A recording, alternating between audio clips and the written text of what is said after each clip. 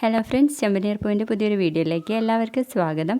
അങ്ങനെ നമ്മുടെ രേവതിയാണെങ്കിൽ ക്ഷേത്രത്തിലേക്ക് വരികയാണ്. വരുന്ന വഴി ഭിക്ഷക്കാർക്കൊക്കെ ക്യാഷ് കൊടുത്തിട്ടാണ് കേട്ടോ വരുന്നത്. ഇത് നമ്മുടെ ശ്രുതി കാണാണ്. അയ്യോ, ഇവളെന്തിനാ ഇങ്ങോട്ട് വന്നത്?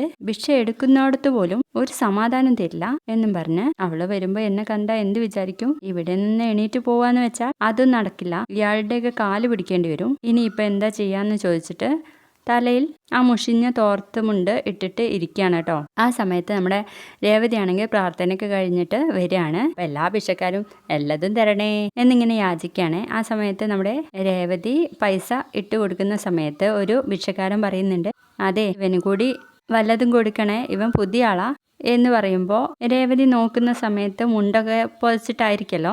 ആ സമയത്ത് മറ്റൊരു ഭിക്ഷക്കാരൻ പറയും, നീ എന്താടാ ആവി പിടിക്കാണോ എന്ന് പറഞ്ഞിട്ട് ആ മുണ്ട അങ്ങ് മാറ്റിയാണ് കേട്ടോ. അപ്പോൾ നമ്മുടെ രേവതി കാണാണ് ശ്രുതിയെ. രേവതി ആദ്യം പൈസ ഒക്കെ ഇട്ട് കൊടുത്തിട്ട് ഒരു സംശയത്തിന്റെ പേരിൽ മാത്രം ഇറങ്ങി പോവാണ്. എന്നിട്ട് പിന്നെയും തിരിച്ചു വരികയാണ് കേട്ടോ. വീണ്ടും ശ്രുതിയുടെ മുഖത്തേക്ക് ഇങ്ങനെ നോക്കുക. അതെ, നിങ്ങളെന്താ ഇവിടെ? നിങ്ങളെന്തിനാ ഇവിടെ എല്ലാവരുടെയും കൂടെ ഇരിക്കുന്നത്? നിങ്ങൾക്ക് എന്താ പറ്റിയത് എന്നൊക്കെ ചോദിക്കാട്ടോ. അപ്പൊ ശ്രുതി രേവതിയുടെ മുഖത്തേക്ക് ഇങ്ങനെ നോക്കിയിട്ട് പറയും, അമ്മ വല്ലതും തരണേ, വിശക്കുന്നേ എന്ന് പറയണേ. ഞാൻ നിങ്ങളോട് ചോദിച്ചത് നിങ്ങൾ എന്തിനാ ഇങ്ങനെയൊക്കെ ചെയ്യുന്നത് എന്നൊക്കെ ചോദിക്കുമ്പോൾ ശ്രുതി ഒന്നും മിണ്ടുന്നില്ല കേട്ടോ. രേവതിക്കാണെങ്കിൽ എന്തോ പോലെ തോന്നാണ്. എന്നിട്ട് നേരെ വന്ന് നമ്മുടെ സച്ചിയെ ഫോൺ ചെയ്യും. എന്താ രേവതി, നീ ഇപ്പൊ എവിടെയാന്ന് ചോദിക്കുമ്പോൾ ഒരു ക്ഷേത്രത്തിന്റെ പേര് പറയും. പെട്ടെന്ന് സച്ചിയേട്ടൻ ഇങ്ങോട്ട് വരണം. എന്തിനാ? നിന്നെ എടുത്ത് നടന്ന് വഴിപാട് കഴിച്ചതുപോലെ മറ്റെന്തെങ്കിലും ചെയ്യാനാണോ? ഞാൻ അങ്ങോട്ട് വരുന്നേ ഇല്ല എന്ന് പറയട്ടാ സച്ചി.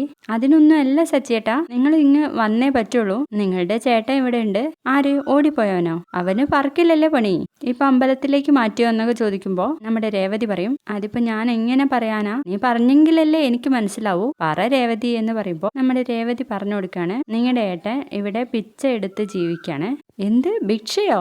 അവനോ എന്ന് ചോദിക്കട്ടോ. അങ്ങനെ രേവതി പെട്ടെന്ന് വരാൻ വേണ്ടിയിട്ട് പറയാണ് സച്ചിയോട്.